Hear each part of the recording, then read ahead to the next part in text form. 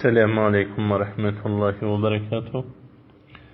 Bir Müslüman doğan soraktırla, mesela aydılıya kurbanlıkta ay sığır öldürsen gowy, onun eti köprek bolýar goýundan. Şun biziň mihman zat kän gelýär.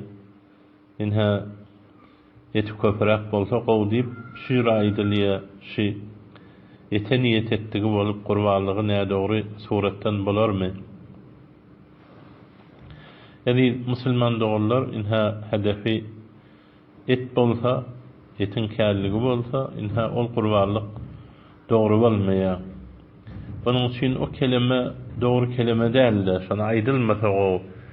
Gerçe şayet bir penhanynda bir gowy niýetli de bolsun, bir mehmana gowy gulluk etjek.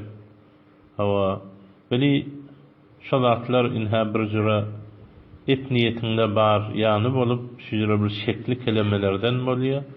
Şu kelimeler aýdylmasa gowy ulamalar hemişe şuny tezekkür berýändirler. Şun kurbanlyk çaldyň içinde et niyet eden bolsa, sığırda zatda ya özüň goýun öldüreňden et niyetiň bolsa, ol kurbanlyk dogry bolmaýar. Kurbanlyk diýeni Hudaýa kurbat, emma özüň etimeden şürýünden. Ne Hudaýa ihlasını bildir. Ya Peygamber aleyhisselam kurbanlyk çallaryňyzy ulaldyň diýipdir. Şu niyet bilen eti, ondan soň şu niyet bilen etsen eti de bir ýere gitmez. Beli özüre eti maksat tutunma.